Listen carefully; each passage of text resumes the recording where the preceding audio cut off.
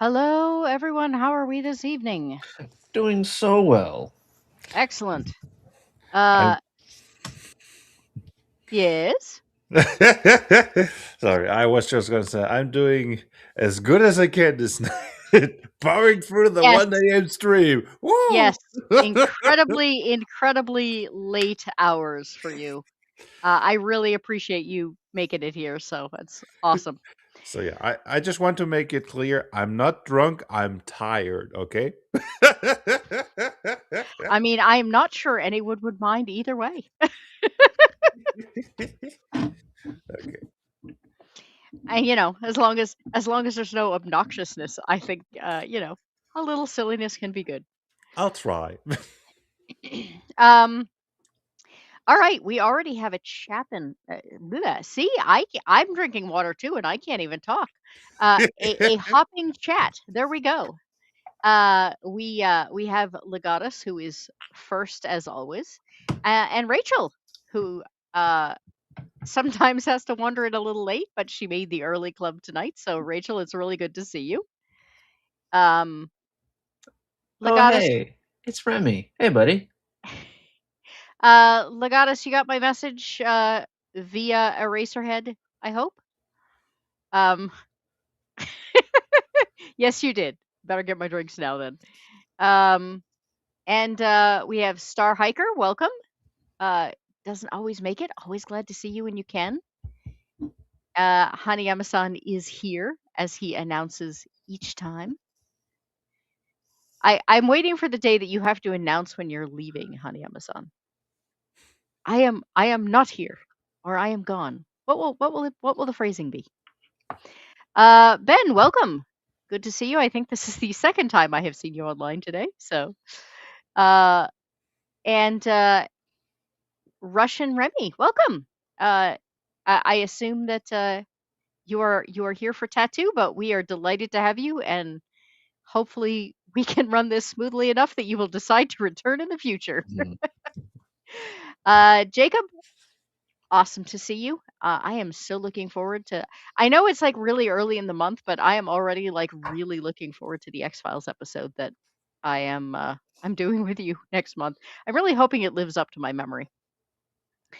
Um, so uh, we have not, not to jinx myself here, we have not had technical difficulties tonight. We have instead had staffing issues. So you will notice that we are one person less than we usually are on a weekly wish list. There is lots of um, fascinating drama there that I won't get into, but it involves, yeah, no, we won't get into that. Uh, Yeah, let's not get into that. yeah, we will protect the sensitive sensibilities in the chat. Um, yes, we were gonna get to the Blaze and tattoo introductions. So we are, like I said, we are running a little light. We may end up ending a little bit early tonight, which I'm sure Blaze would be delighted by, since there isn't enough coffee in the world at this point. Yes, Eraserhead is with us in snarky spirit. He is lurking, but unfortunately has not been capable of. Is probably not going to be capable of being here in mod format. Or mod evolution, if we go Pokemon terms. Matt Funcool, welcome.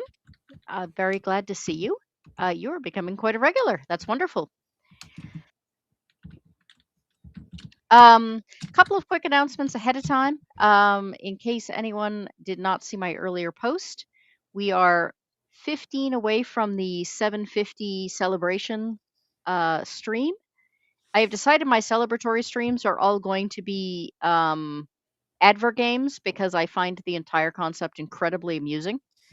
And the first one we're going to be doing is Chex Quest, which is based on all the 1970s Doom maps, which will be extra fun because I never played Doom when I was a kid. Um, and it is now available for free on Steam in high definition and multiplayer. So I will be joined by a couple of other people who hopefully are more familiar with killing demons than me. Apparently, the main differences are it's more cartoony. You get to play a member of an animated Chex Mix ingredient, and you shoot slimy snot-looking things, which is interesting. Melvin, welcome. You haven't been here in ages. We've missed you. Um, so yeah, it's going to be interesting as soon as we hit 750. Uh, Star Hiker remembers Chex Quest. I just found out it existed like 3 weeks ago. Chex It was Quest is great, but have you heard of Super Noah's Ark 3D? Mm? I have I not. heard of it. I have not. What is this? It is a Doom clone for the Super Nintendo. It was the first game that did not utilize the IP chip that Nintendo used. So you had to actually put the card in and then take a Super Nintendo game, put it on top, and then you were good to go. But it's a Doom clone, and you fight sheep. Okay, I was gonna say it sounds interesting from a historical perspective, but it's not an advert game. But then you threw the sheep in there, and so now I'm super interested. I'm gonna have to look Check that it. up. So yeah, we have. I have developed. I'm developing quite the collection of advert games. Um, so there's Pepsi Man, which I've not managed to get my hands on. You can play it online, but you cannot stream it. It is somehow blocked from streaming. There is a Pizza Hut game, which I've also not managed to get my hands on. I have it is a dating simulator called I Love You, Colonel Sanders. I heard of that one. Mhm. I have Sneak King for the Xbox 360. Uh, it looks as creepy as hell. The game actually slaps. It's very good. Is it? Mm-hmm. All I've seen is the preview. I am intentionally playing none of these until we hit whatever the assigned goal is that I'm going to play them on, because I want them to be fresh for the moment, which probably will also mean incredibly frustrating and therefore incredibly entertaining for everyone else. So as soon as there was a Star Wars clone of it, it was fine. Yeah, I have in-laws like that. Very, very strange. Their kid can't read Harry Potter because of magic, but Lord of the Rings is fine and Star Wars is fine because they like those. All right. So we're going to get started. I think I am actually going to go first just so we can make sure the share screen is up for everyone. So for Blaze and Tattoo both, when you get it to it, there should be a little button at the bottom that says share screen. Looks like a monitor with an arrow pointing up. For EV Mux, you want the entire screen. If you've got audio, you need to make sure to also share system audio because for some reason that's always unclicked. And then you pick the screen you want. And then we add to scene. So I was incredibly excited to discover this afternoon. Apparently, I almost missed it because there's only 68 hours left. For those of you who are very old school, in 1984, Steve Jackson Games put out a game called Toon. It was my first introduction to rules light gaming. I'd played D&D, I'd played Shadowrun, um, World of Darkness stuff.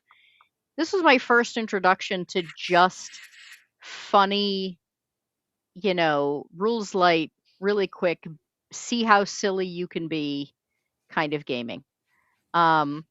I had a friend who was very good. He would basically incorporate every other system imaginable into Toon. Toon Paranoia became an enormous favorite of mine. It's basically Paranoia, except that you can play a sentient banana and you never can die. So you have instead of having 7 clones, you have an infinite number of clones. And let me tell you, there's a lot of creative ways a sentient banana can die. And it really is about the line in Who Framed Roger Rabbit about could you have done that at any time, only when it was funny? Absolutely. That is Toon, like, to perfection. You basically are totally useless unless it's funny. So what's the math on this? 42 years later, they are finally making a second edition of Toon. It's Steve Jackson Games, so obviously it has been fulfilled and then some with quite a lot of backers. I have been surprised a little bit that it has not been backed more, but the levels actually are all quite reasonably priced. Eclectic Gods, there seems to be a voice echo problem. There's a voice echo problem. I presume since you shared the stream, I can hear myself double. This chat is talking about echo. Huh. That's interesting. It doesn't usually do that unless I share sound. Well, let me try this. Maybe you accidentally shared sound? I was talking about it, so I may have. Okay, so fascinating. Remember I was just talking about the fact that it automatically ends up unchecked? Well, apparently the Brave tab is automatically checked. So, despite the fact that I did not share that screen.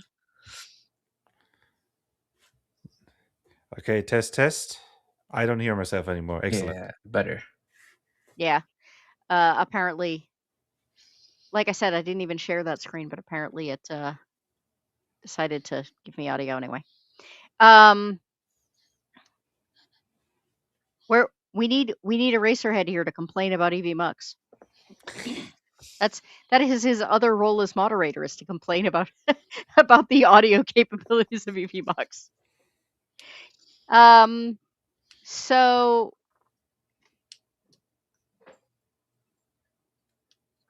the entire thing is based on, it's kind of based on basic stats, except that, like, they're very silly. Chutzpah is my favorite. It is amazing what you can get away with. Chutzpah is basically, they say assertiveness, pushy or confident. It's really your capability to bullshit. That's awesome.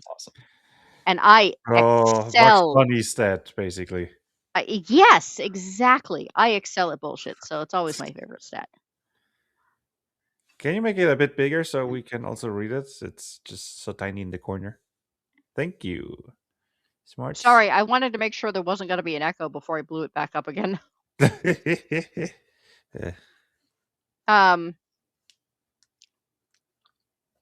So yes, as it said, species need not be biological. A character can be a toaster, a cloud, or an imaginary friend, or an imaginary cloud in the shape of a toaster. Of course, it's cartoons. Exactly. I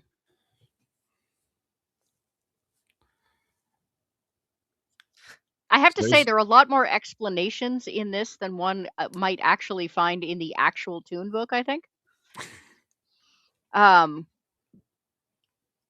So yes, instead of being a GM, you are the animator.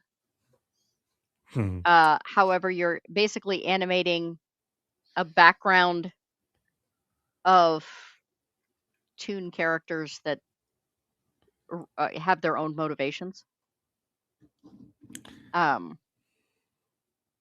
So I can say I am animating a cliff, but then, the Roadrunner can paint a hole on it. Yes, Rebel Rose says, I blame EV Mux. Quote, Eraserhead. Welcome, another J. So yeah, I'm very excited that not only is this coming out, yeah, this is the other thing. So apparently it says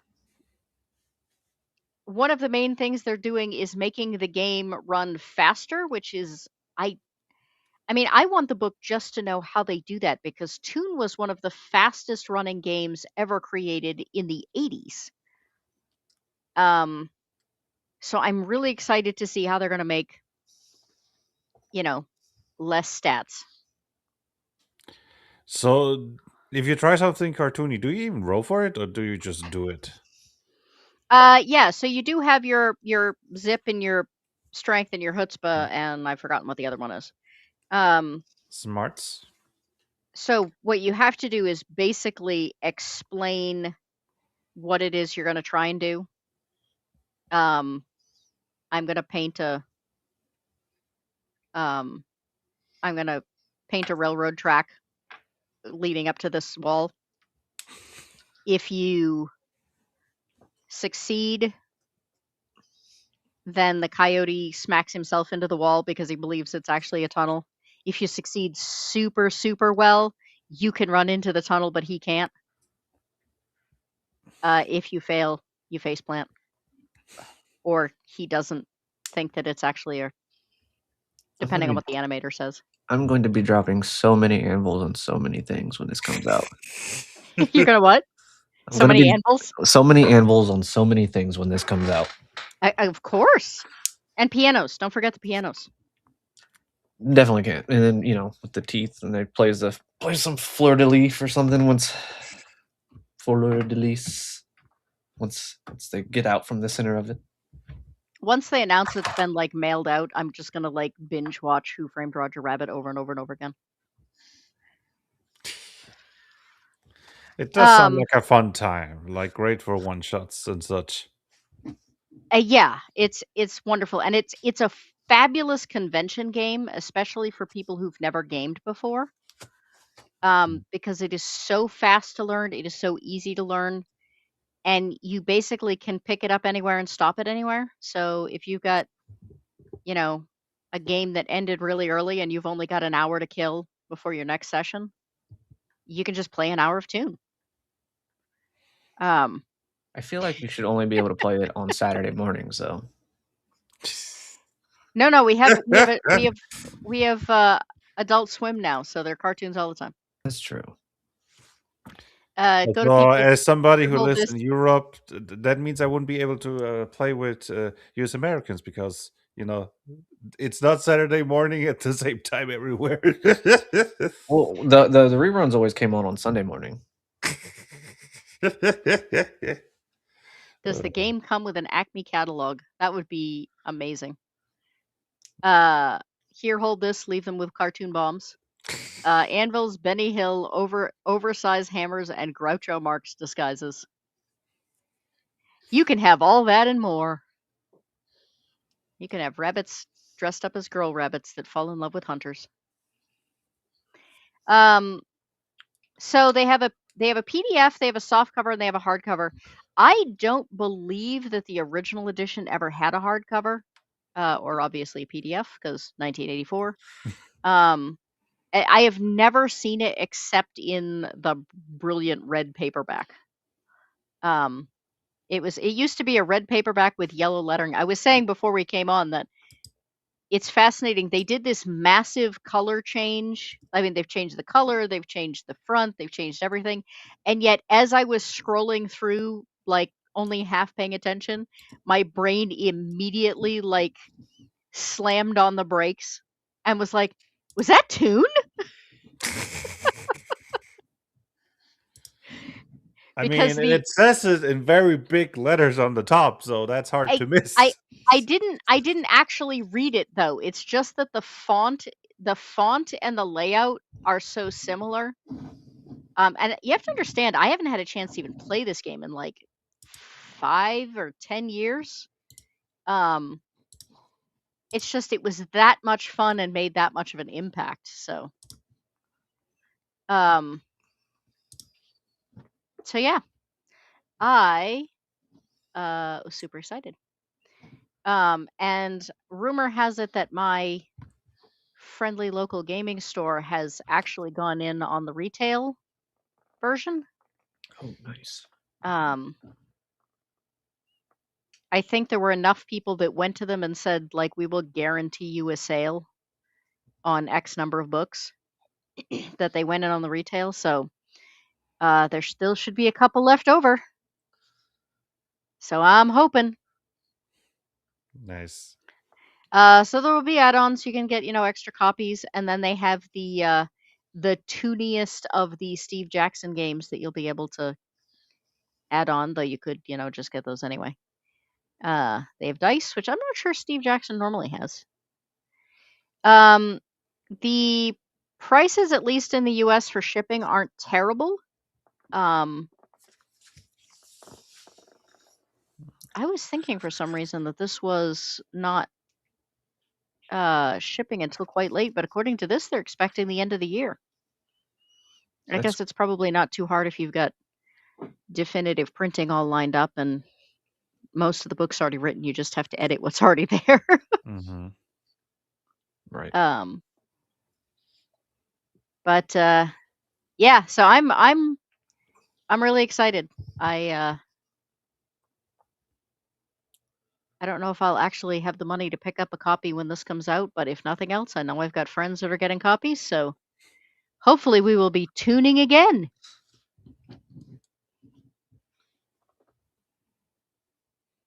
And hopefully it's not quite the disappointment that my last wannabe Kickstarter was. So, have either of you guys ever played Toon? Or has anybody in the chat ever played Toon? Well, I'm assuming some must have been, considering that. I mean, I wasn't born when it came out, and I didn't start with tabletop RPGs. Like, I only started 8 years ago, so.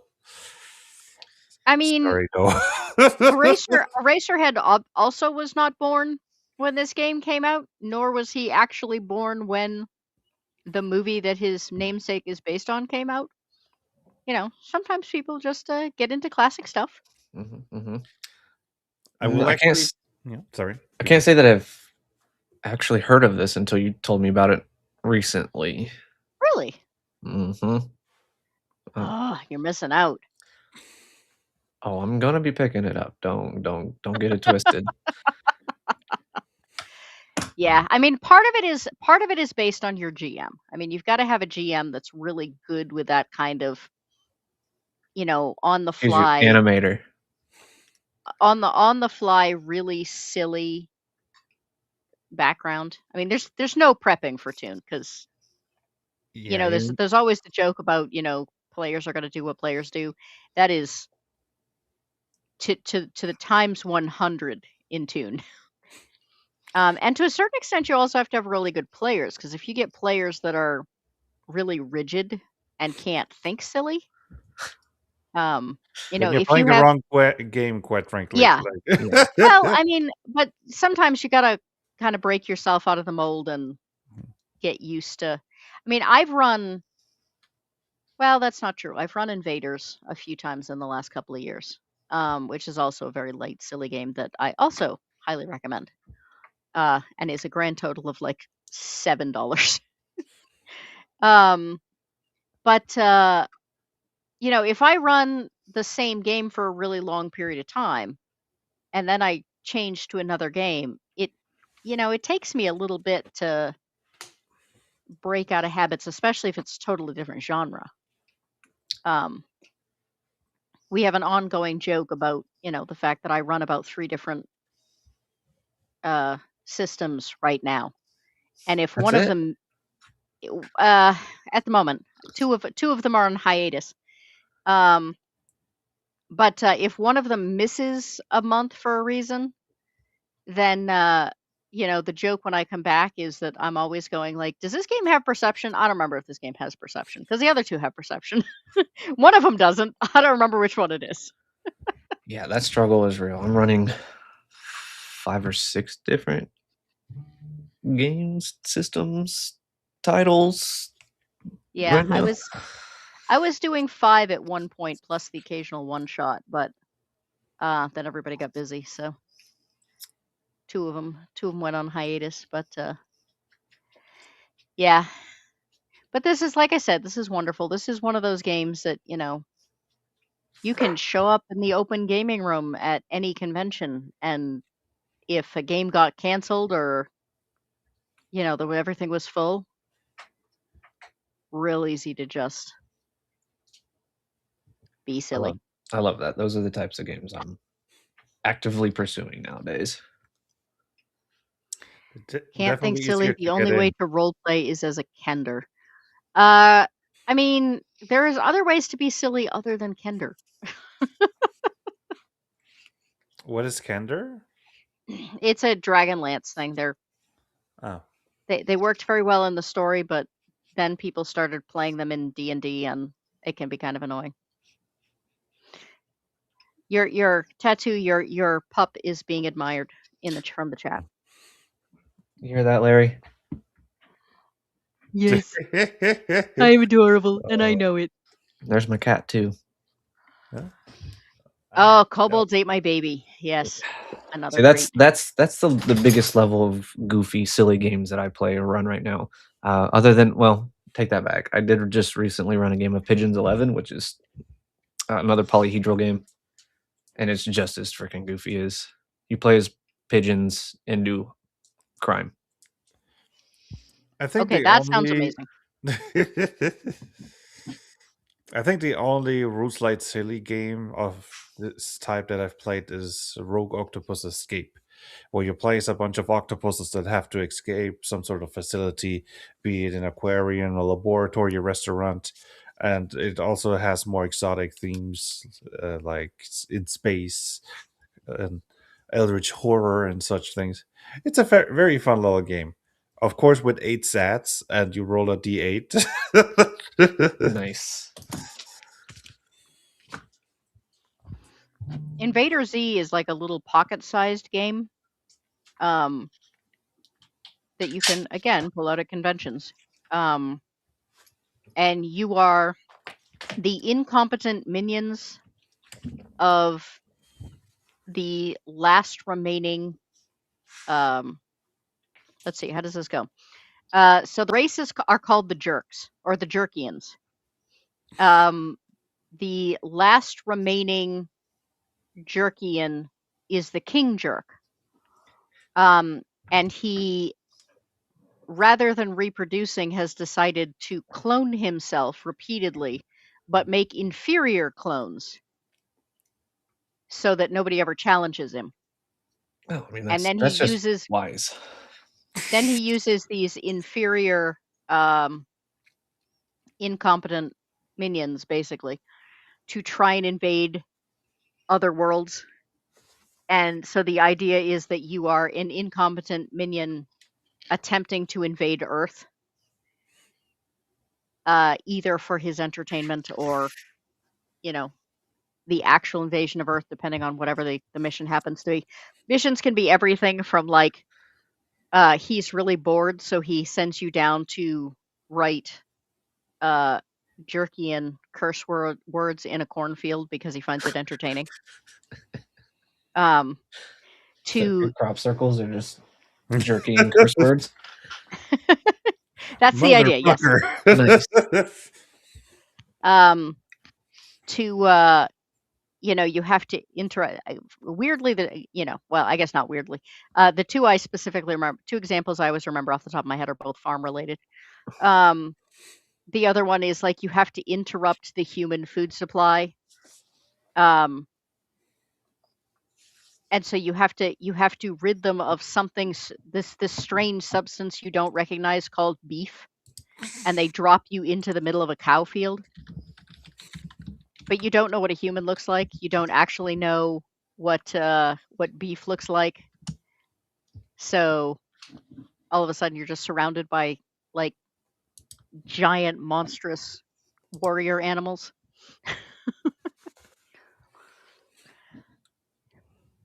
Faster purple worm kill. I have never heard of this. Faster purple worm kill is it's not necessarily a game, is it? I didn't know if it was. I don't know. I know it was a. I know it's a TV show Matthew Lillard put together. They do a bunch of live stuff. It's pretty awesome, hilarious, but D&D-esque. Star Hiker was just saying that a friend of theirs had just picked it up, and they were waiting for a break in campaign games to slip it in. Did not know they actually made an RPG out of it. Huh? Me neither. I had never heard of it. I'll have to look. I'm gonna have to make a list by the end of this. I can just tell. I've already started one, starting with the Rogue Octopus's Escape. All right, before we get entirely caught up on the funny and silly games. Blaze, what have you got for us? Okay, time to share the screen and hope that we don't get like uh yeah, full screen share, right? And sound. Apparently I have to turn it on. Well, apparently, if you turn it on, you're going to end up with echo. So, I'm gonna unless test if we get echo. If like let's test. Does anybody hear an echo? I think I can hear Yes. myself. Okay, then never mind. Stop sharing. And I have failed. Oh, you just leave the sound off. Yeah. So I why you sharing without sharing your system? Okay, sorry, that was just like this message, yellow, bright, and huh? Are you sure you don't want to share your sound? You can have this wonderful echo. I mean, who doesn't want to hear your both of your voices twice, right? It's twice as beautiful, twice as enchanting. Wonderful. Twice as hard to continue a conversation. So yeah, uh, like I said, I usually don't watch these streams because 1 a.m. in the morning for me. So I did quite knew the process, and only like I think 2 or 3 days ago I heard, oh, by the way, you have to present Kickstarters, and I was like, oh, I did not know that. So I kind of just scrambled, looked something up. Uh, yeah, I I am usually not the type of person that supports Kickstarters and such unless I'm friends with the person. I'm, I guess, stingy with money like that, but this is not about me spending money, right? So I found a few kind of fun looking things, and yeah. First one, meddling with monsters, staying with the cartoon theme, but this time a bit more specific, and um, so it's obviously Scooby Doo inspired, like, meddling kids and so on. And if you look at the art, I mean, it's Yeah, I huh, totally saw some Scooby Doo characters yeah, there. it's very like the inspiration is undeniable. But I mean, Scooby Doo is a classic for a reason, right? And so yeah, it did kind of look fun. It's already funded. It's going on for like less than 2 days, a few hours. Oh wait, it's all in German. I just realized that. No, can I Well, switch it to English?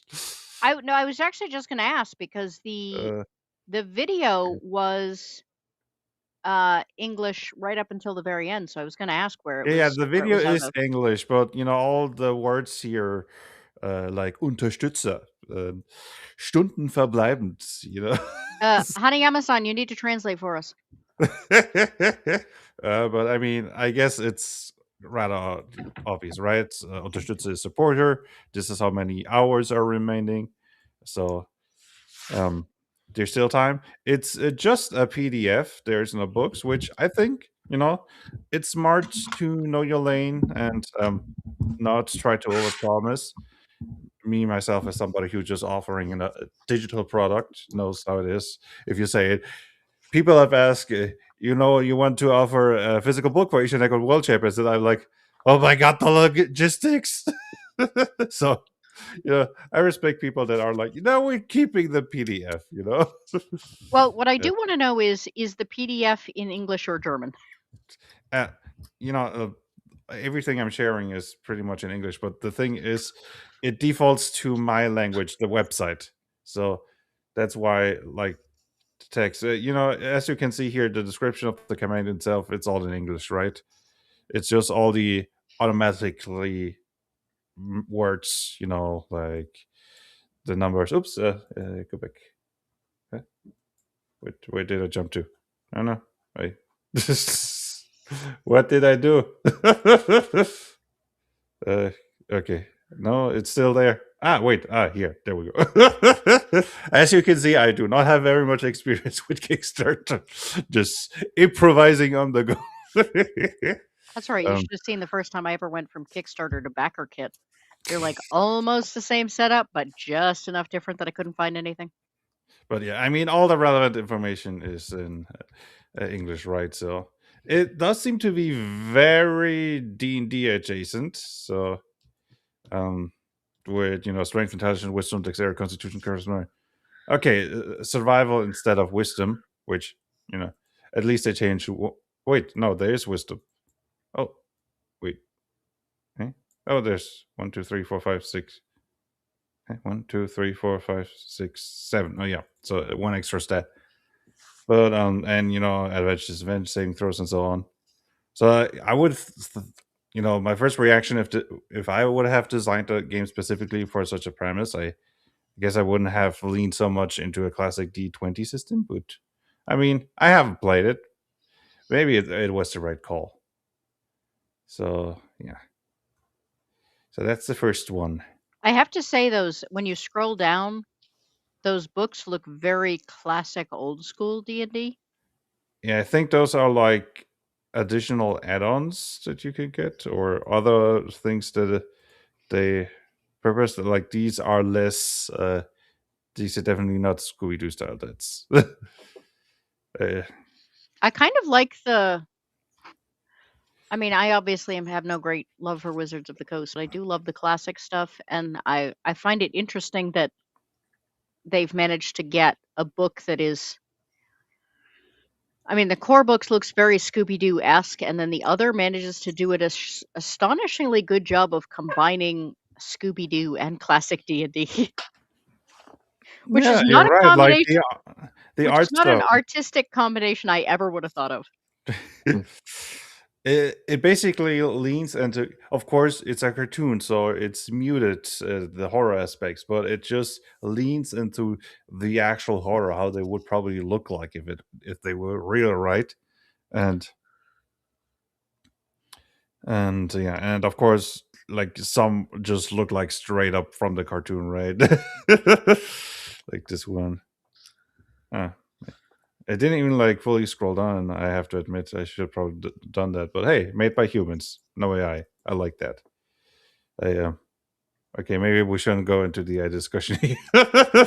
Um, do they have Scooby snacks instead of healing potions? Because that would be a riot. Yeah, that would be hilarious, right? But I don't think there are that many details in here.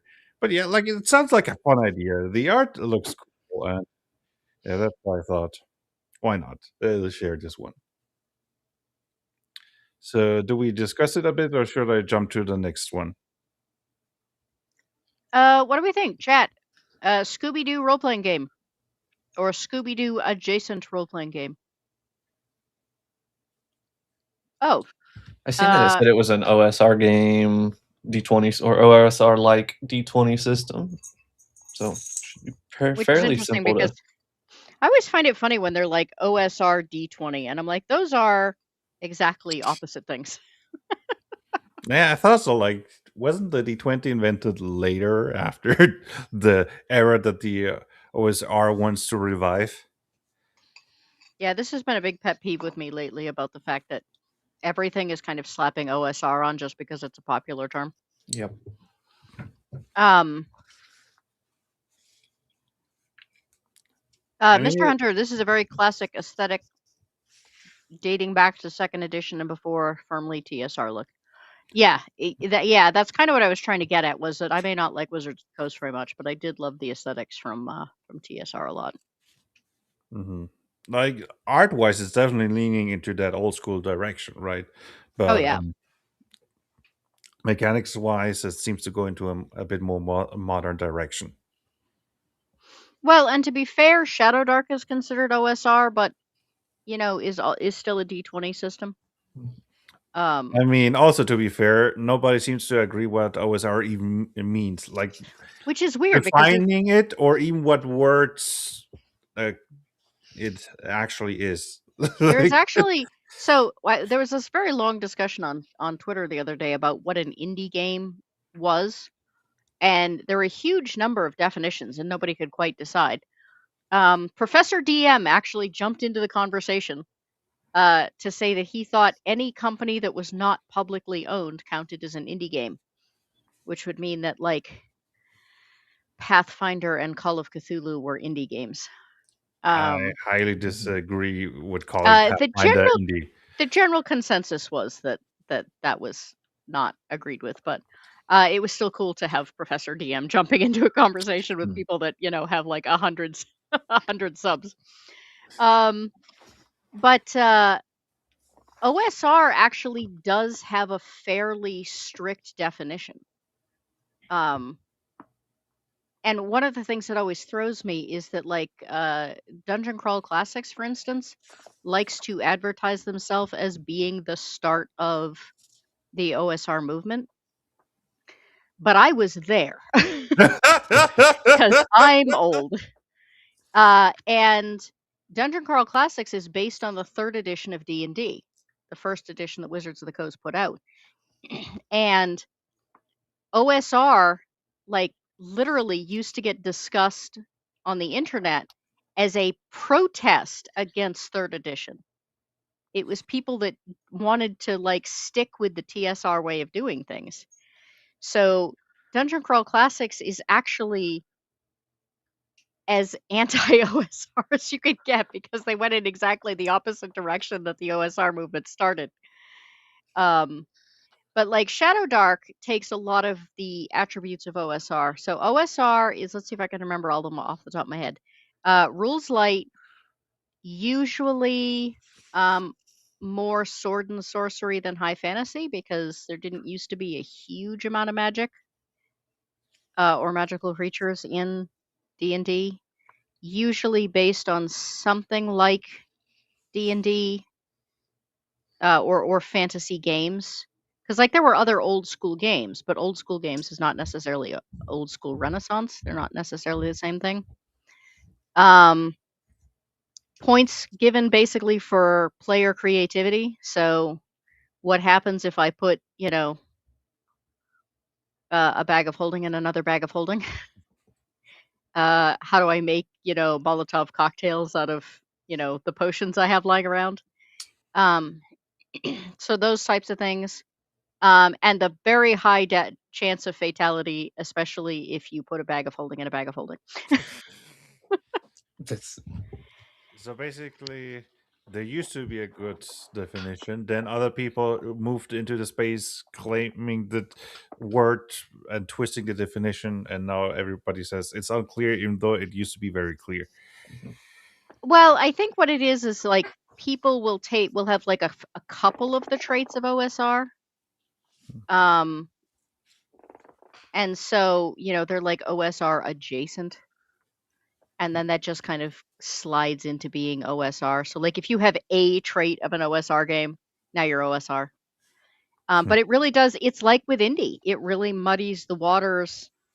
And there have been games that I have picked up that were supposedly OSR that had absolutely nothing in common with any of those traits. So it makes it hard to know what to buy, especially if you're trying to support indie game designers. It's hard to know what to buy um, when the advertising no longer has any meaning. Mm-hmm. And sometimes it's just like people don't know the meaning of the terms. Somebody once presented a game on this on this show that they were advertising as a beer and chips game.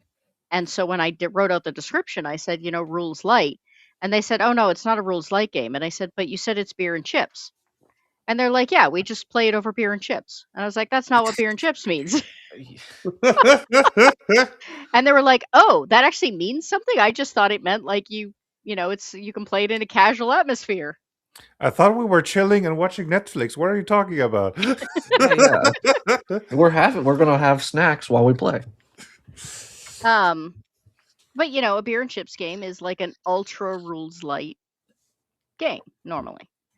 The idea is that it's so simple you can learn it while you're drunk. But they just didn't know. They had heard the phrase once. They thought it was a cool phrase. They didn't actually know what it meant. And so they used it for the game. And once I told them, I think they went and changed the description on their game. Well, at least they listened to you, right? Well, Yeah. I'm just saying, I don't think that. I think some of this is done for marketing, and I think some of it is done just out of ignorance. People Mhm. just we design games, we love games. That doesn't necessarily make us great marketers. So Indeed. Oh boy, that's the part I dislike the most about the whole process.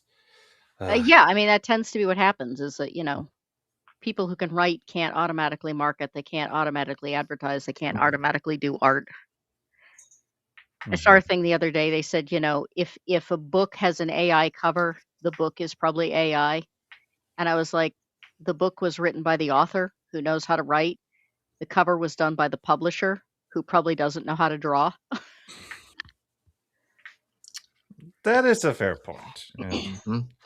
I mean, In the D&D venue, the D20, also available in ancient Rome, was a thing even back in the days of pamphlets and colored boxes. Early D10s were double numbered D20s, as the modern D10 is very recent.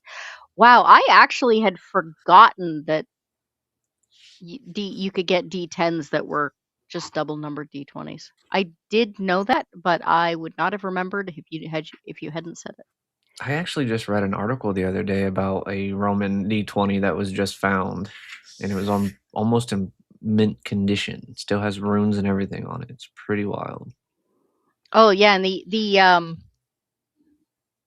the set that you used to get with like the box sets were so soft that trying to like if you can find a set of the original like dice, it's amazing because you'd have to color them in because they'd wear off, and they were so soft that the more you rolled them, the more the edges would wear off. Um, they get real useless real fast. But they were free with the box set. Haven't yet found me an actual original set, but I do have the repop version of the Holmes dice. So my husband is a bit of a let's see, he doesn't like the word hoarder. A collector of everything Oh, that me too. then gets piled into boxes in mishmash format. Um, and as soon as we announced that we were getting married, his mother pulled me off to the side and said, "Great, I want my sewing room back. Help him clean it out." And I walked in there. It was this enormous room. The box stacks, like you couldn't get into the room. They were up to the door and they were taller than me, which isn't saying much. Uh, Floor to ceiling, just full of stuff he'd collected in like the 80s that was like he'd never used. And that included a copy of the red box, the blue box, the black box, and the white box, all in absolutely mint condition. Oof, nice. Uh, and that is a large chunk of the reason we now own this house.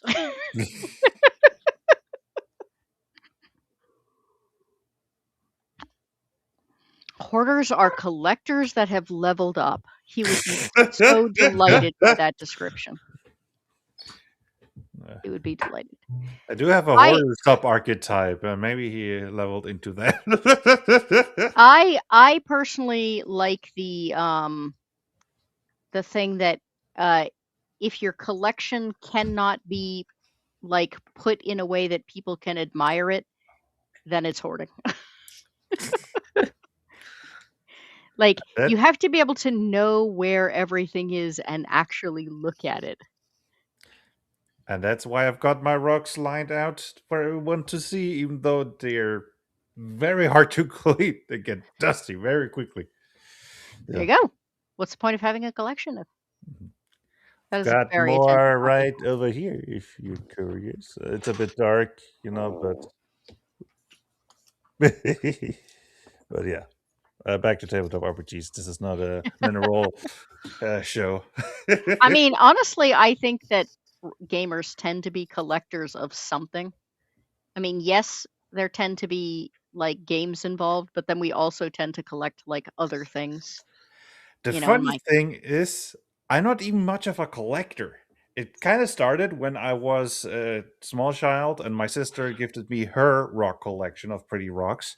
and then people just keep gifting me fossils and rocks because oh yeah, he's the guy with the rocks. You have rocks, therefore you must like rocks. Yeah. I made the mistake once of telling my family I liked elephants, and apparently I'm really hard to shop for at Christmas. And what I meant was I like elephants, not Elephant statue, things. not elephant things. I think the animal is interesting. And next thing I knew, I had like 120 elephant statues. And I was like, ugh. And they all looked the same. They're always in the same position. Reminds You me of may have just explained why I prefer paper editions to PDFs. I mean, I just can't keep track of PDFs. I have a bunch of them, and I keep losing track of where I've filed them on my computer. So I'm like, no, from now on, everything is going to be, unless I absolutely have to have it and I can't get it in paperback or hardcover form.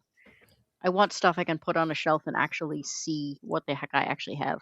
Yeah, for some reason, when I like trying to read a PDF over a paperback, my brain just doesn't retain it. Same. Thank you. You're the first person to ever say that. I have a very hard time reading electronically. I used to say that I could tell you the plot of every book I've ever read in my life. There is a book that is currently on my tablet. According to the graphics on my tablet, I have read it 3 times. I remember nothing about it. Even as I'm reading it, because I went through this the last time I read it. None of it seemed familiar at all. And I still couldn't tell you anything about it, despite the fact that I was concentrating very hard at the time, going, why the heck can't I remember what's in this book? what I actually prefer is a wiki style, where you can just click, click, click, and just have a million tabs. What does this word mean? What does this word mean? I will say that multi-level information. I will say that for running games, PDFs are incredibly handy because if you have a rules question, you can just look it up really fast. It's much better than like flipping through the book. But I can't. I have to read the paper book and then run the game with the PDF. I can't read the PDF and then run the game effectively. I can't write notes in the margins on a PDF. That's what Excel sheets are for. I love Excel sheets. I I know can. I'm the I weird one can. here. Well, I was going to say I can, but that's because I intentionally have editing software so I can write people notes. Tattoo, what have you got for us? So, when you presented this homework assignment, I wanted to do something different with TTRPGs. I've been on a hunt for some different types of games. Games that don't necessarily need dice or even use them at all. And I've managed to find a couple cool ones. Starting with one called Deep Sky Ballad. You also have a dual screen setup. I do. I recognize the moving from screen to screen head motion. Yep. Once somebody convinced me to go to a dual screen, I was like, I don't know how I ever. Oops, hang on just a second. I need to. Blaze, I need to kick your thing here. Oh, no, I don't want to kick the guest. Yeah, I need you to unshare yours. There we go. Perfect. All right.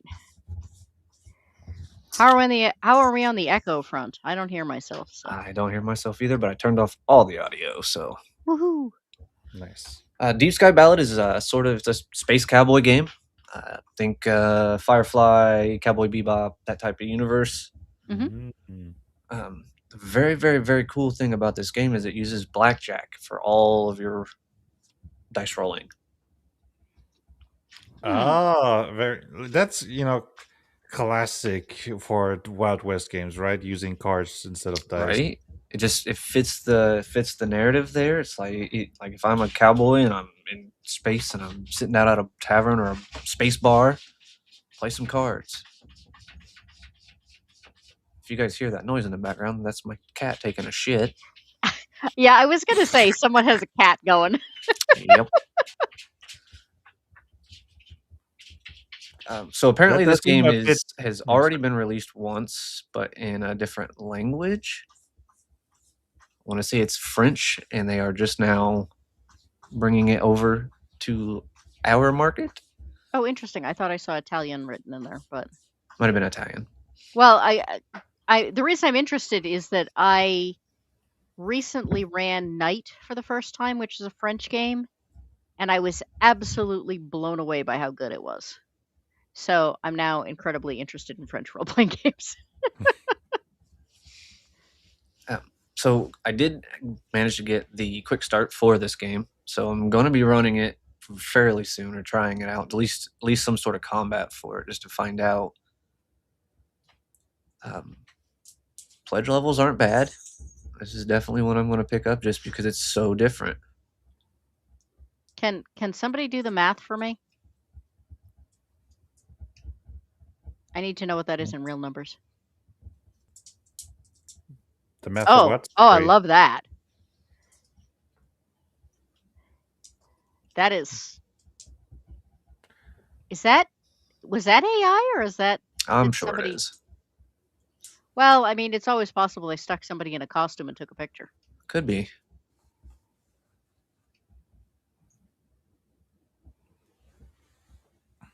Caravan. Ooh, you can add your own organization. Yep, it is Italian. I mean, that doesn't mean it sucks. It just means it's not. Didn't say. Just, I mean, just it not sounds French. awesome. No. Yeah, I mean, it does. It looks.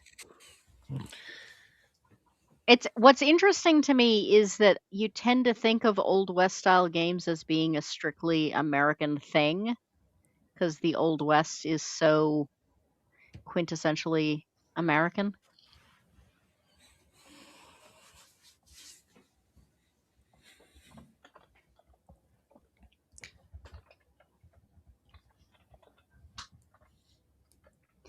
Hello to As Your GM. Welcome. Someone else who doesn't always get here often and we're always delighted to see him when he does. Nice. So it has a ship combat system, and I don't know what any of these mean yet, but hard-boiled system, blackjack system, and an innovative spaceship combat system. I think, isn't the hard-boiled system an actual... I think it's a name for an actual system. I have to look this up now. I recently saw it somewhere, I think. Yeah, Hardboiled is a Fallout-inspired role-playing system.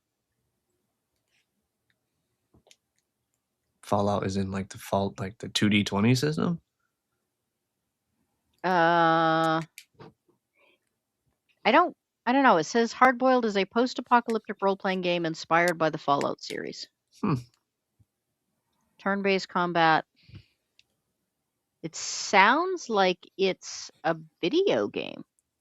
So I guess this is based on the video game? Or the combat is based on the video game or something? I'm not sure. Something to look further into. But oh, and there is a board game publisher called Hardboiled Games, apparently. The more you know.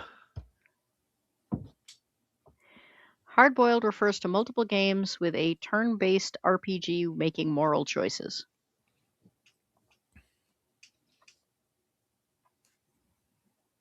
Which would also be very true to Old West stuff.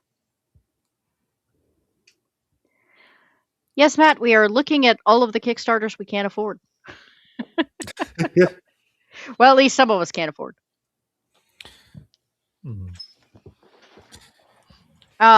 Did you say that you did actually decide to back this? I'm going to. I have not yet. See how the quick start plays first, and yep. I want to at least try. If the card system is cool, I'm gonna do it. Yeah, I think I have a reputation for disliking systems based on cards, but I don't actually dislike them based on cards. I dislike them when they're based on specialty cards. Because I know darn well I'm going to lose a card and then the entire game is going to be totally useless. Yeah, or one will get something spilled on it. And it's just, Yeah, exactly. I never Um, played a card-based tabletop RPG unless you count something like Daggerheart. I tried a one shot of that one. It technically has card, but let's be honest, that's not a card-based tabletop RPG in this sense. So I don't know if I would enjoy it or not. I'm so curious about that. it all started. A friend of mine gave me a copy of a game that's It's basically Grand Theft Auto, and instead of dice, you pull dominoes. nice. Interesting. So do you throw the dominoes back in, or do you keep them out until the last dominoes has been drawn? Couldn't tell you. I haven't cracked it open yet, but I know that it uses dominoes. It's just a neat idea. Yep, I have probably 50 titles to get to before I even touch that one. But anything that we can use to throw into our system shifters game, that's kind of the idea behind different The systems. picture that had all the people falling. That was, I think it was That one. that one right there. I was trying to figure out if it was just a random picture, or if the idea is that you end up in this world by like falling through a portal or something. Secret isekai. I mean, it could also be like a Wizard of Oz thing. Maybe you're being sucked up into a tornado. I mean, Wizard of the Oz is technically an isekai. It says here that this is the same rule system as Arcana Familia TTRPG. If that rings any bells. Gives agency to the player to balance the power and accuracy of an action through what can be considered a subgame.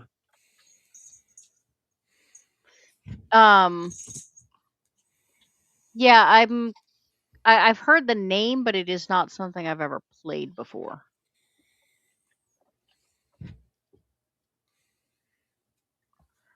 It's kind of a cyberpunk thing, I think. I think it can just be whatever you want it to be. Like they give you like Cowboy Bebop, Firefly. Just sci-fi western. Well, I was trying to think the original because I don't know. Is Arcana Familia like a GURPS type thing where it isn't really a? It gets really confusing because you have things like GURPS, which are not intended to have specific worlds. You just use them as a base to build your own. And then you have games like D&D, which are supposed to have specific worlds, but then people make so many like supplements that wander further and further from the original setting. So I'm never really sure when I run across something that I'm not familiar with, I'm never really sure which way it goes. Mr. Hunter, you are the games historian here, apparently. Are you familiar with this system? The Arcana Familia? Just curious. I mean, the art is definitely very like all I'm eye-catching. finding on Arcana Familia is some game for the PSP or Nintendo Switch. Well, I mean, it may be a game from another country, and we're stuck on U.S. Settings. So, Star Hiker, I like homebrew game worlds since you don't have to know decades of existing lore. I tend to take worlds that already exist and then tweak them to something that I like a little better. Even the night game that I mentioned earlier. It has huge amounts of lore to it, but it gets so complicated that I think I would just cut a whole lot of like the legend stuff because they kind of clash with each other. And I think it makes it a much smoother game if you're not, bringing in random spiritual beings that don't actually fit with the rest of the setting. I myself also prefer existing worlds. I love lore. I consume it like there's no end to it. And then if I use an existing world, I can use all that lore. I do the same. But my problem is I'm specific on the lore that I follow, like where I just can't get enough of it. I see on your shelf behind you, you've got one of those fandoms. Which one? The Dungeon Crawler Carl book tier. Um, I am obsessed with that currently. I haven't finished reading that. That was a birthday gift. I need to finish that one. It's I yeah. Oh, hang on a second. I knew that was going to happen. I tend to be like, all right, hang on a second. I'm going to have Tad. Oh, no, there it goes. If you stop sharing your screen before it comes off the scene, it does, it like tries to register it as another camera that's not actually there. So it gets weird. Okay. Sorry, I explained that to Blaze, I think, while you were off screen backstage. So To be fair, I've also forgotten it. Like I said, I'm very tired. I totally lost where I was going with that. I had a profound thought and then I got totally lost. Oh, so you get a game like Numenera where the world building is fairly simple. It's, you live in the ninth world. Humanity and or other life forms have risen to technological peak 8 times and then destroyed themselves. You are now, medieval people living in the bones of this technology. Dope. You basically can start just with that. It's not a lot of specific lore, but man, you can really go anywhere with that. Sorry, I'm laughing because of one of the comments, not because of what you're I saying. assume Hanayama-san's it's only 2 Yeah. a.m. Yeah. He's another one of those that just exists in the internet. He's never actually. Yeah, Matt, I kind of agree with you. I like having the framework, but then I don't like it to be so specific that I can't bend it to my will, shall we say. All right, let's see. I can't do sound, so oops, shut this off. Shut that off.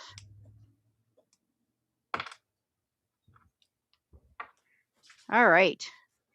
So my second one is Campgrounds and Cryptids. I didn't realize initially that this was a solo tabletop RPG. I am sort of fascinated by the idea of solo games.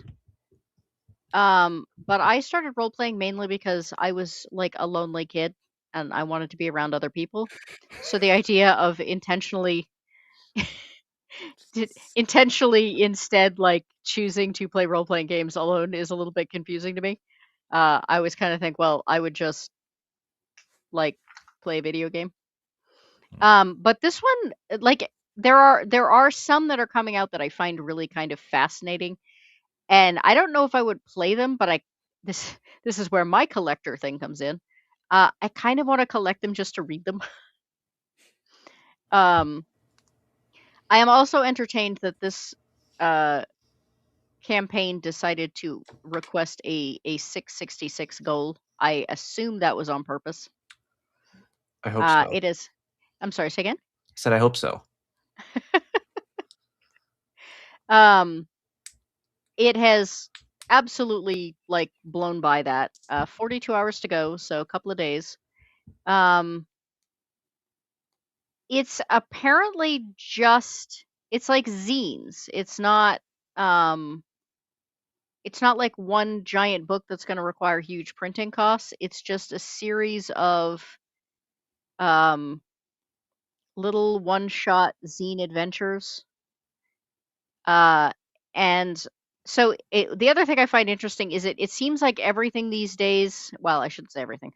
One of the main things that people try and like hook their wagon to, so to speak, is Morkborg.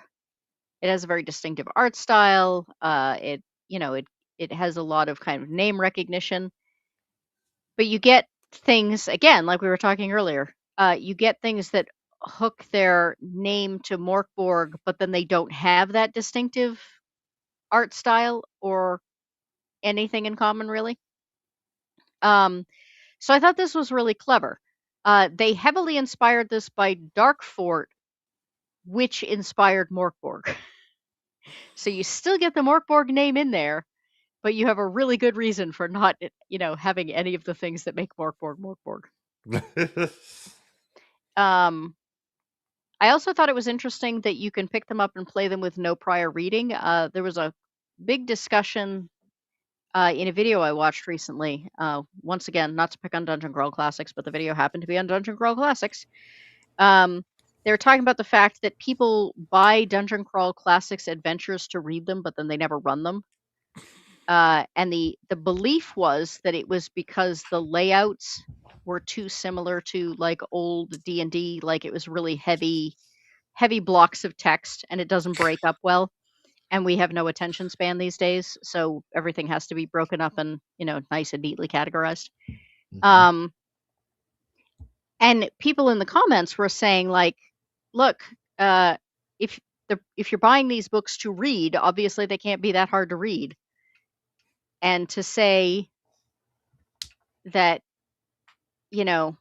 it's too hard to read a book to run a game seems kind of silly. And everyone basically was saying, if I'm going to run a game, I'm going to run it all the way through. But I did find it, that's why this kind of caught my attention, because it specifically says you can run the game without ever having read it. So again, I guess you could take it to a convention as a, handout or as a, run it in the open gaming room. I wasn't really prepped to run anything, but, there are no games running, so here we go. It's kind of awesome, actually. I like that idea.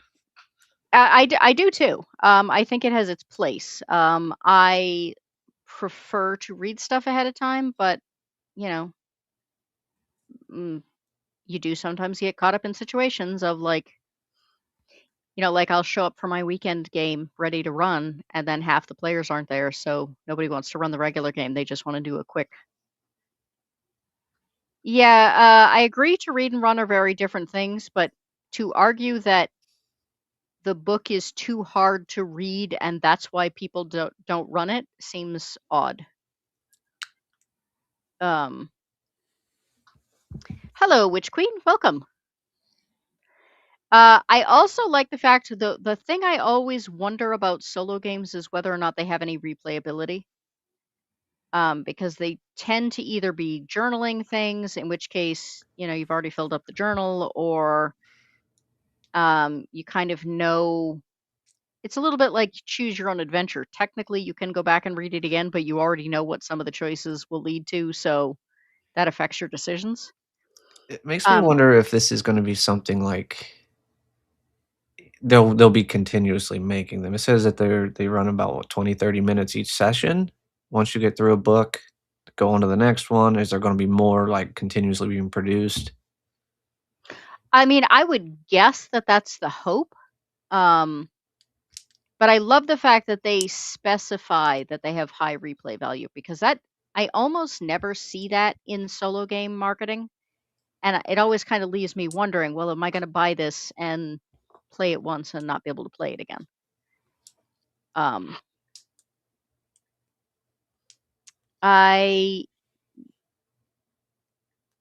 I've looked at a lot of solo games that I'm interested in, but they can be 20 or $25, which doesn't seem like much if it's something I can play more than once. Right. But if I'm going to play it once and then throw it away, like, and this is like 4 adventures for $13. So, let's see, what's the print cost? I don't even know. $40 for 4 adventures. So, or 5 adventures. And you get the print and the PDF. So, I mean, $10 a piece for a game that you apparently can play multiple times seems really reasonable to me. And that's a big selling point to me, to know whether or not I'm going to be able to use it again. The fact that it's 40 minutes is a little bit I don't know, iffy. $10 for a 40-minute game doesn't seem like a whole lot. I mean, I could go to the movies and spend 3 hours these days because movies seem to be getting longer and longer. But again, if it really is replayable, seems worth it. So, Tattoo, you are much more familiar with solo games than I am. Not necessarily familiar with them. I'm just actively seeking stuff like that out. I just found a 2-player game that could also be a single-player game. I'm not sure how it would work as a single player. It's called Hunter Hunted, Mhm. and it seems I don't know how fighting yourself would really play out, but I'm gonna find out probably here as soon as we leave this. As soon as we leave this chat, me and a buddy are gonna fire it up, see how it do. Put him out. Come on, you got. Yeah, it does sound a bit Fight Clubbish. Yeah. You're right, I am this is- also I am Sorry. also very entertained that one of the 4 adventures that's included in this is called the Satanic Panic. That is kind of awesome. It's I also just realized that the stream couldn't watch me punch myself in the face, and that the noises made way less sense without that display. I mean, I saw it, and I respect the well, effort. no worries because you guys are kind of backstage behind the scrolling, so.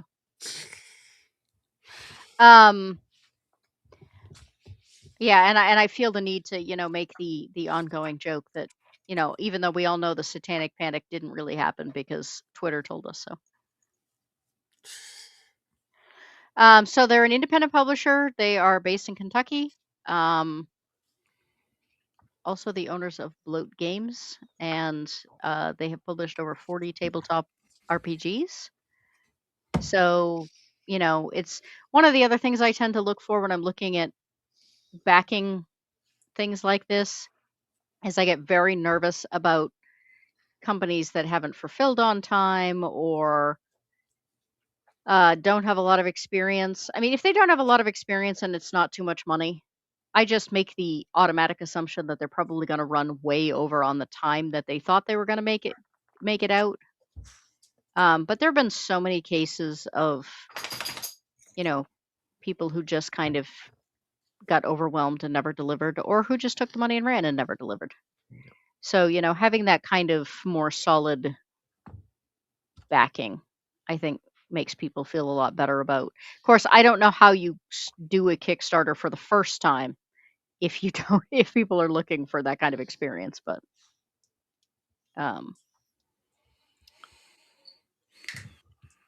yeah, here's the Satanic Panic cover. Oh, that's pretty badass. Looks like they're doing a little ritual there. Mhm.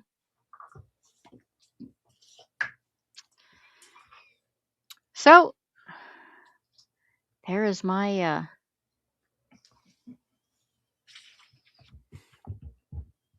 there's my number 2. Blaze, what else you got for us? All right, let's go back to sharing the screen without sound. So I got a little funny one. Not a game system or solo RPG, just something physical. And I myself, I'm not much of a like. I usually dislike swears, but Oops. basically, a dice that replaces the 20 and the 1 with I'm gonna censor myself with fudge Nah, you don't you you don't or have to censor fudge here. me. You don't have to censor here.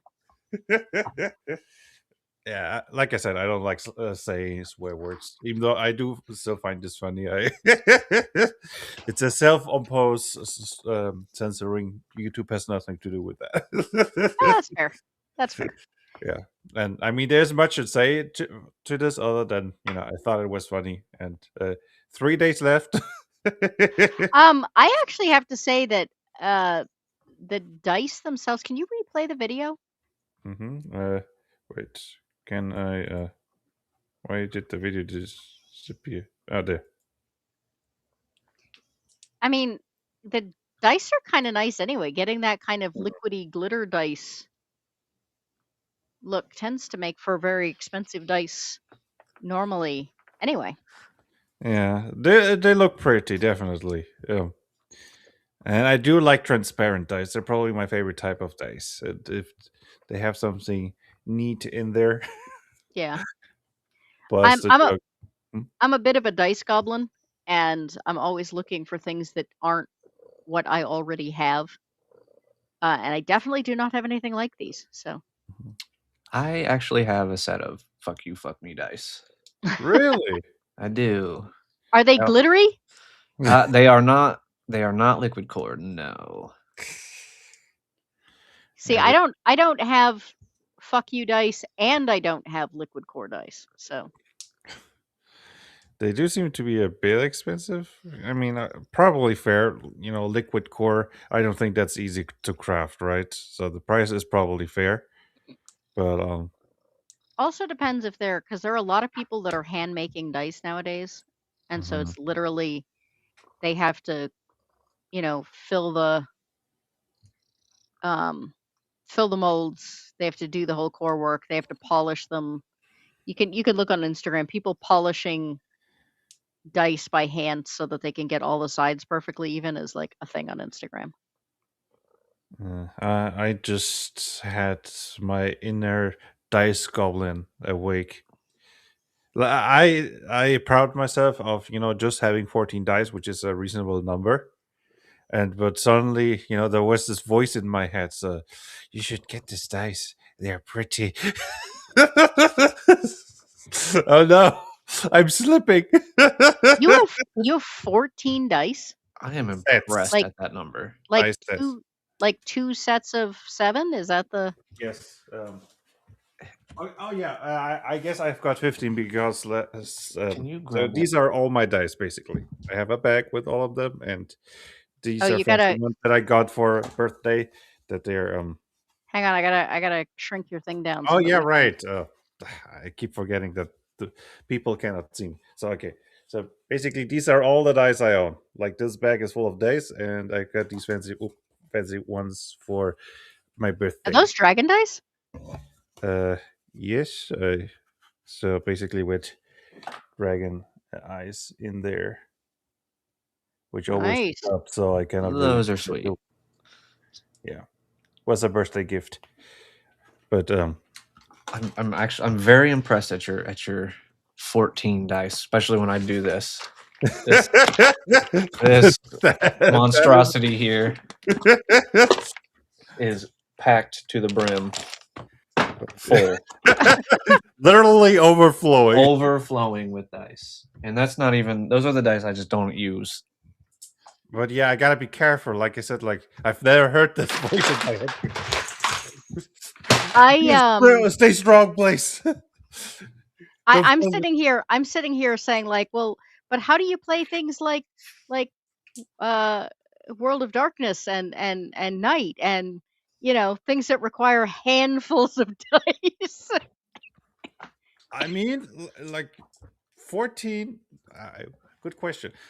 The first thing is, I usually play digitally, right? Mm. But Yeah, still, that's like true. usually the games I play, um, it's enough to have like 2 dice per player, and then four for me, and 14 is enough of that if I have to provide them for the entire group, right? And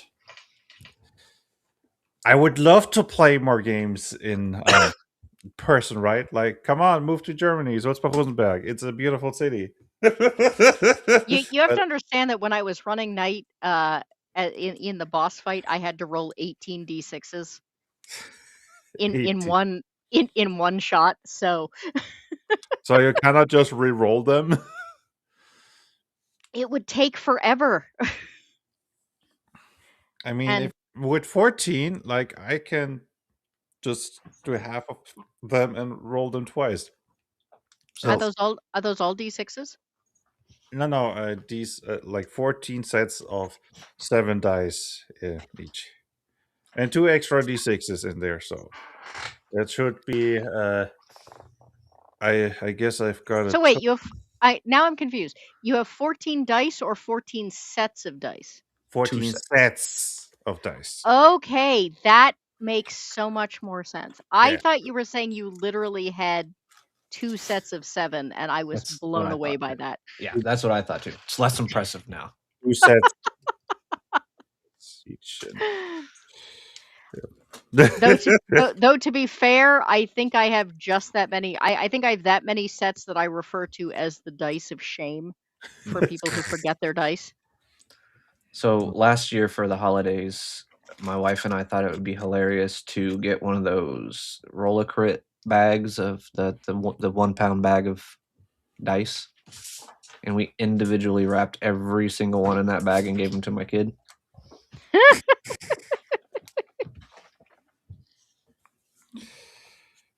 But I shall not buy the dice as cool as they look, as pretty and shiny. And I gotta pay my But you artist. have no. You have 14 sets of dice. One more set of dice will make a perfect 15. Stop it. Yeah, no. But that's the dragon dice set, right? So together they're 15. Oh, Your magic the doesn't nice work on me, witch. the number of dice you actually have just keeps growing. No, yeah, sorry. I did say 14 because I used to have, these 14s, and I was like, okay, no more dice. But then I got the 50th, the special one, gifted to me by a friend of mine on my birthday. I didn't wish for it. So that's why I made the mistake. So it is 15 in total. All right, so 14 in everyone who here, knows and Blaze, instead of giving him rocks, start giving him dice until the goblin wins. force the awakening. The All corruption right, starts now. Tattoo. Let's finish up with one more from you, and then we will let poor Blaze go to sleep. So I Okay. can now stop sharing without causing any problems, right? Correct.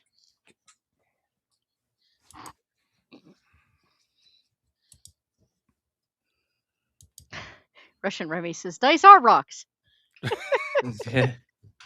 Clicky clack rocks. Math rocks. The clicky clacks. All right, this game is called After the Moonfall. Another does use dice, but it is a you don't roll to succeed, you roll to rewrite what's happening. So say Really? you're trying to, the example it gives is you want to drive a car off the cliff and hit a dragon. Absolutely can do that. See what you roll. And you roll the 2d6 and there's a dragon in the numbers, but if you roll a dragon, it's not necessarily a good thing. You're still going to succeed in that, but you just narratively describe how okay, so you crash the car into the dragon. That happens. Dragon in the car and you are all falling to the ground, but you're such a badass. You get out of the car, but your car explodes. And then the dragon comes down, lands next to you while you do a 3-point superhero landing next to it. It says you don't just play in a world, you step into it and give it breath. All of it unfolds through simple rhythm of rolls, narrative turns, and shared imagination. It does have hard rules and soft outcomes. It is still a game, but a game game unlike those you know. The artwork is absolutely fantastic in this, and the world and concept is cool. Basically, a dragon lived in the moon and brought it to the earth. The moon? Mm-hmm. Moon Cool. dragon. The tide wants to play havoc with the tides. So like the moon is like celestial body, moon is stuck on planet. So where? Yep, and it had a dragon living in it. So it was a giant dragon egg. Pretty much. Says you can create your characters in under 20 minutes or less. You can introduce players in under 15. Preparation for the game for Game Master is 5 to 10 minutes. And that is what I'm about. If I do not have to sit down for hours and hours and hours and come up with stuff, bring it on. Oh, I liked the whole there's 5% of the world and the rest of it you can make up. That's my kind of, like I said, I like frameworks that I can then mess with. Here's a pretty good example on how the dice rolls. Is a 2d6 system, and it's just a chart. So, for example, it says Lovebird Joe uses its huge monster truck to jump the canyon and ram the dragon in midair, forcing it to land. Joe itself ends that maneuver without any scrap. Then you roll your dice, roll for the risk, and you rolled a dragon, which would be a 6. That really sounds like an impressive stunt, and even though you know you are stunt proof, your car may not be. So let's roll the dice. Yep, you have a dragon icon, which means your car tumbles after you hit the dragon, and you both go down in a crash. Either by luck or skill, Joe lands next to the burning wreck safely and can watch the dragon smashing into the ground nearby. Well done. This is a little superhero tune-esque. Well, you can be a clown samurai. You can be a six-legged whale. Okay, so it's just Toon then. Yeah. It's Toon with with an ever-present dragon. The ultimate goal is to kill the white dragon Tsukumi. A clown samurai. I want Hanayama-san's opinion on the clown samurai. He will either be highly amused or we should be able to hear the boiling as the steam starts coming out of his ears pretty soon. I love the cover. Absolutely. Like everything, like this game looks phenomenal. The whole presentation. And it's actually a sequel to another game. This Hanayama-san says heresy. That's what it is. Does it say what's in the companion book? Okay, so it's a small moon. Okay, that makes more sense. I mean, compared to us, the moon is small. Says it's full of ideas for adventures. 99 in random encounters, 4 or 5 adventures. Yeah. It's a hook book. Mm-hmm. It's a hook book. It's a hook book. This image right here was what sold it for me, though. The dragon inside the busted moon on the planet with some samurai standing there. I was like, yeah, I'm getting this one. This one I did back already. That does look pretty amazing. I missed. Is there a suggested number of players for this, or? I believe it's 4 to 6.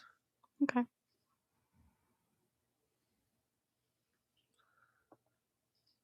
Does seem like,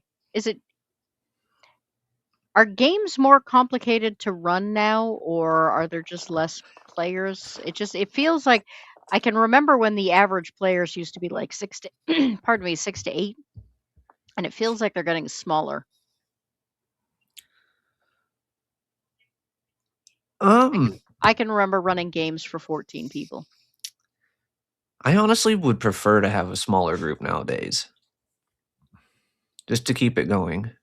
When I was playing D&D, the anything over 4 made it last way too long, especially combat, and that's pretty much what killed those types of games for me. Is with the combat takes hours. To be fair, the large games I ran tended to be things that ran but like played really fast. So,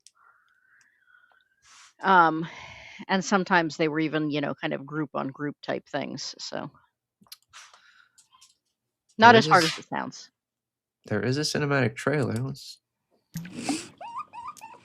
Do I need to mute this? I mean, we don't seem to have been echoing yet, which means you've already shared your audio. Make it bigger. 地球も変わってしまった。月に封じられた白い竜、つくよみは Wow, that's quite 地 the. 球に降り立った時、人類を滅亡の瀬戸際へと追いやった。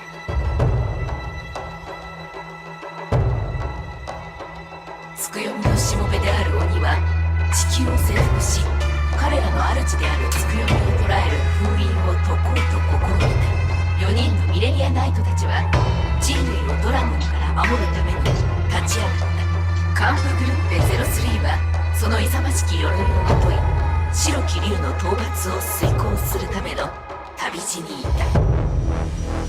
サイバー侍は自らの魂を強力な AI に捧げ、人と機械の共生を達成した。我々は自らの持つ最も高性能なサイバー侍を機械やドローンと共に送り込んだ。座礁した USS ノマドは旧北アメリカ連邦軍の Yeah, I'm about this. Everything about this. Yeah, I gotta say, I went from being kind of interested to being like, once again, regretting I'm really broke. Here is playable heroes. I can be a freaking pig guy. Like, yeah. Or a scorpion. That Be a second row there scorpion. almost looks like Warhammer Space Marines made into cartoons. Sort of, yeah.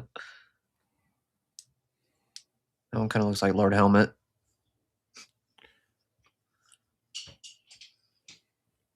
It's interesting because the art style in that video is very different from the art style here in a lot of ways. But either way, it looks really neat. Even if Honey Emma-san does think it's blasphemy. The idea of cyber samurai, I think, is kind of cool. Cyber Samurai, Clown Samurais. I mean, put a samurai. Oh, Dirk Zoom. Yeah, there they are. I can't zoom in on that, but That's that's all right. definitely a clown. We can look it up if we're so inclined.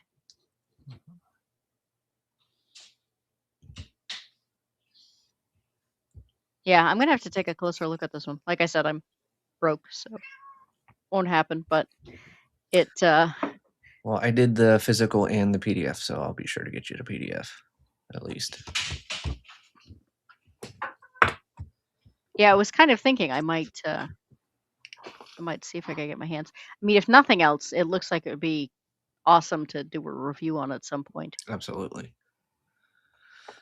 Oh yeah, $60 for the core book is probably probably rough for me, but how long has this got left on the?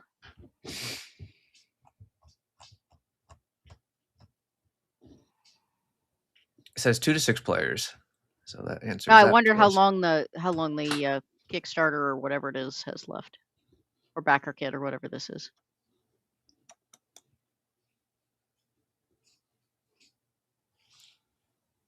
Where the hell does it say that on GameFound? I don't know. I'm not terribly familiar with this one, so.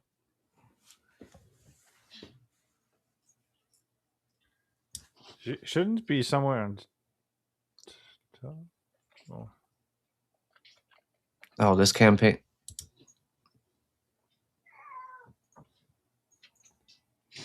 Doesn't even look like it's I don't know. I don't know. Didn't you say that you had? Oh yeah, I backed it. At least I put my credit card information in. As you now all my go, money's gone. Oh shit. Yeah, this says it's a campaign preview. Interesting. They don't even usually have like levels up until. Unless, I don't know, maybe you have to be signed into the site because I'm not. Yeah, I'm not logged in either. Yeah, I'm just thinking, I wonder if you have to like be logged in order to get a lot of the details. Yeah, more to come on that. We'll gonna go ahead and block whatever I put my numbers in there. What did I pay for? Whoops. Suddenly, the next day, just a guy in clown samurai costume comes in. Yeah, an actual clown samurai shows up. You're okay, You man. hired a clown.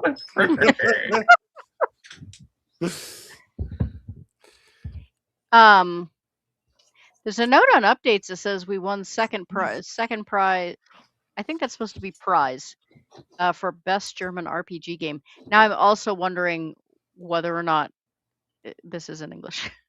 Wait, this is 'Cause German?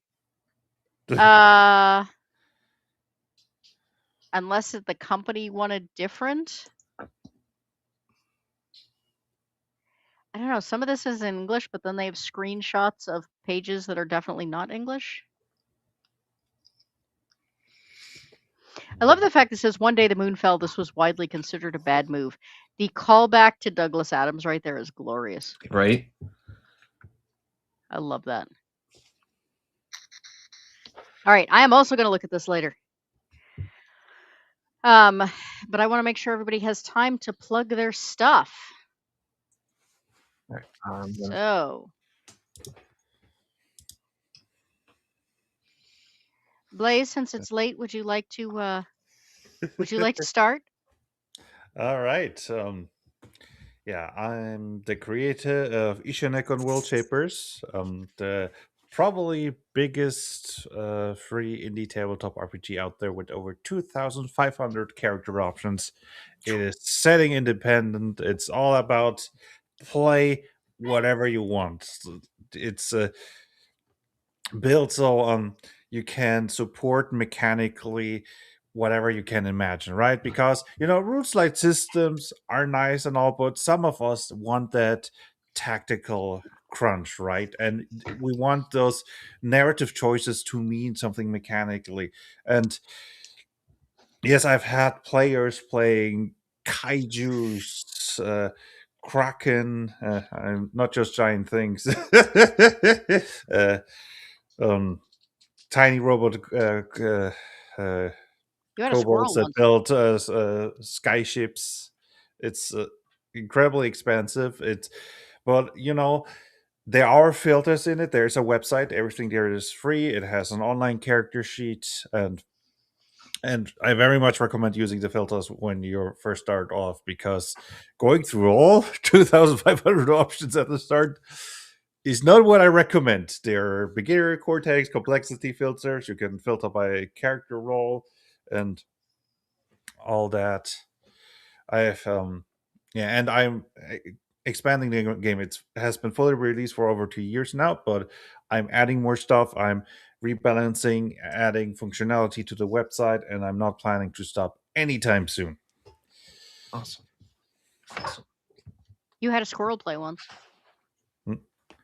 Oh yeah, right. A squirrel barbarian, but actually squirrel size, and they were all about climbing on the enemy and smashing them with their tiny axe. That's amazing. Yeah, that was fun.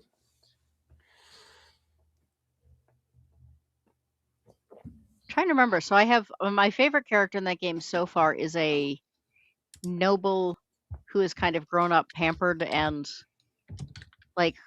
with very naive ideas about the world, but then ends up having to kind of go out into the world. Yeah, that's and isn't very good at much of anything because they don't understand how the real world works. Yeah, that's one of the pre-gen characters. The pre-gen characters are purposefully kept simpler, so that's a very classic tank knight, right? And Ishinako Workshop has actual tank mechanics, unlike some games. And they can actively throw themselves between attacks to get hit instead. And yeah, they're fun. But of course, if you want to play something simple, you don't have to play the kaiju or the squirrel barbarian or the dragon or whatever you can think of. You can just be the human fighter. And Could I play kaiju squirrel barbarian? I mean, I think he originally did want to play a giant squirrel. You can indeed play. He decided there were more benefits to being a squirrel-sized squirrel. Yeah. You can play indeed a giant squirrel kaiju barbarian. So Hanayama-san says, just for the record, that After the Moonfall is a German TTRPG that has been out or came out in 2025. This is for the English version. release. Yes. So Interessant. that also answers my question about why the whole thing was in English, except that some of the page shots were in Oh German. no! What if I bought the not English version? Then you give it to me. All right.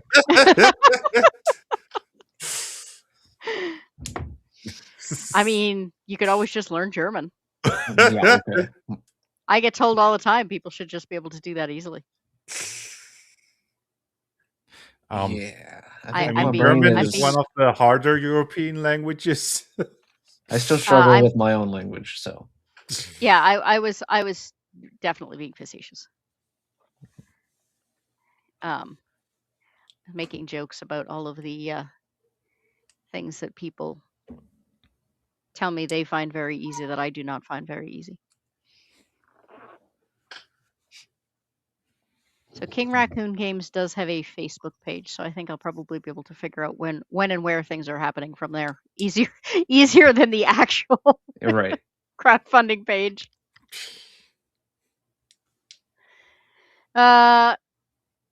He said that what you were on was the English one, so you should Right. be fine. Okay. Rocky the Flying Squirrel. Oh yeah, you could have a World Shapers with Rocky and Bullwinkle. That would be fun. Yeah. Actually, was going to mention that when we were talking about tunes. The next GMC off, that's like an internet show where we play each other tabletop RPGs that we designed so we experience them as a player. And next up is Ishanekon World Shapers, and the guy wants to run a cartoon one. And I'm playing as Wander Over Yonder Rebuff with a magic hat where I just randomly pull out items with different effects. That's gotta be fun. Nice. Hanayama-san says, "Leave it to me to look shit up." Yeah. Thanks. Thanks for that. Tattoo. What have you got for us? Where are you gonna be? I am okay. So I run a real play podcast. That's my cat, and I don't know what her deal is. It's called System Shifters. I'm found pretty much anywhere podcasts are found. But what System Shifter is, it's my love letter to all TTRPGs. The premise is I took 4 players. We started off in the Kids on Bikes system. Those same characters are going to traverse every single TTRPG I can get my hands on. Same characters, just ran through different scenarios, different systems, and how their bodies work in these worlds. Nice. We are just about to finish season 1 and starting season 2 very, very shortly. We're starting recording that this coming Friday. And season 2 starts with the Kids on System, Kids on Capes, brand new one. I do have to say that one of my fascination with indie games started because I was playing with a group of people that had played every, primary known game, secondary known game out there. Mhm. And so it was really hard to ever have a twist or, an interesting thing or a monster they didn't know or whatever. So I started looking for games that nobody had ever heard of. Specifically, and I started them in a like D&D, AD&D world, modified, and then they get sucked into a portal and they had to go through all of these indie games so that I could actually find a way to surprise them with different scenarios and different things. That was the start of my love of lesser known and indie games. So I love that idea. It's been very interesting trying to rethink a character in a different world. Mm-hmm. Yep. That's it's very neat. It's been a lot of fun. I'll give it that. Good. So yeah, everybody go sub to those things. Please do. The links are in the description. I am, as always, the Eclectic Goat. I am here, Twitter, Discord, Instagram, Facebook, all the places. as the eclectic goat. Though I do think on Instagram I think I have like lines between eclectic and goat because there is the eclectic goat that's like an antique company or something like that. So that's not me.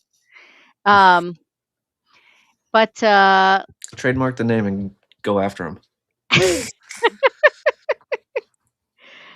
I mean, I suppose if I were that litigious, it might be might be worth it. But or if I thought I was actually ever going to make a living off being a goat. Slice and Dice is every Monday from 7 to 9 Eastern Standard Time. I do game streams these days in the mornings from 10 to noon Eastern Standard, provided life does not come crumbling down on my head, as it does seem to enjoy doing once in a while. I run a little later occasionally, but those are kind of my average hours that I try and manage. I do not run on Monday mornings because it's too hard for me to game in the morning and then do this in the afternoon. I do occasionally appear other places, but I don't think my next one is until the 22nd, where I will be on Dadman's channel. If Jacob is still here, Jacob Ironsides also does an X-Files breakdown at the beginning of every month. My favorite ever episode is coming up, and I get to be on it, so I'm really excited with that. So you're going to hear a lot about that. Wednesday afternoons, I release Goat's Notes, which is editing advice for novelists, mostly game designers, but occasionally novelists. This week's is a little bit of it's a little bit more marketing than it is editing, just kind of based on some observations. They're all about 2 minutes, so nothing terribly in depth, but just little hints.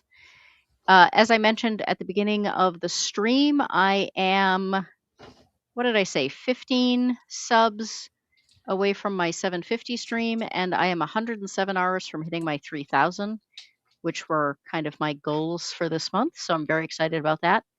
Getting close. Yeah, getting very close. So hopefully by the end of the month, we'll be doing the Chex Quest stream, and we will have the 3,000 hours, which will be very exciting. And then I'll have to set new goals. I also hope that by the end of the month, I will finally have my Watership Down video out. It has been in the progress for ages, but then the computer decided to break down on me, so we had to start over. But we will be doing hashtag the book is better for Watership Down. And I think that is everything for this month. I want to thank Blaze and Tattoo for being here and for not falling asleep on camera. That was very impressive.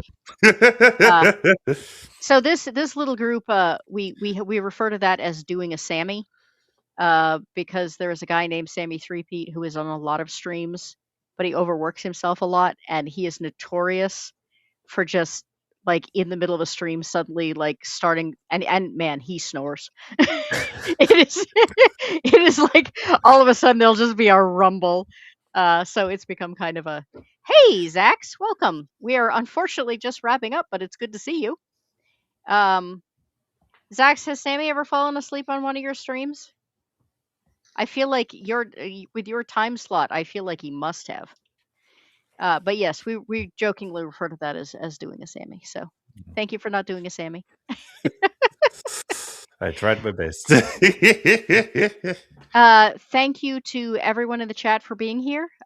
It's been quite active, and I really hope we managed to introduce you to some games that looked interesting and fun. And I know some of you have been kind of, Zach says he's done it multiple times. No. But when Sammy falls asleep, you start wondering where the wild predator came from.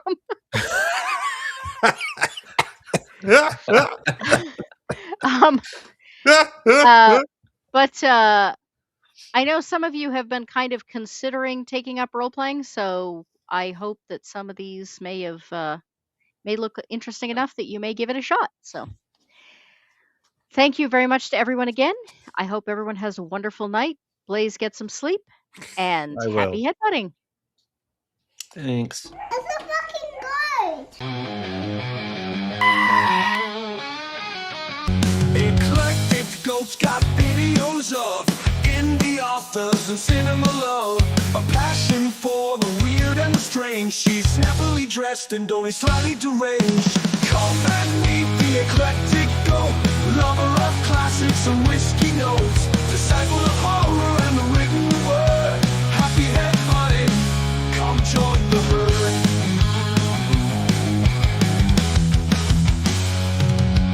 Shows might be a little improper. We've got real zombie, fake whizzes the otter, pizza in one hoof, glass in the other, deciding which role-playing games we will cover. Come and meet the eclectic go, lover of classics and whiskey notes, disciple of horror and the written word, happy head butting, come join the herd.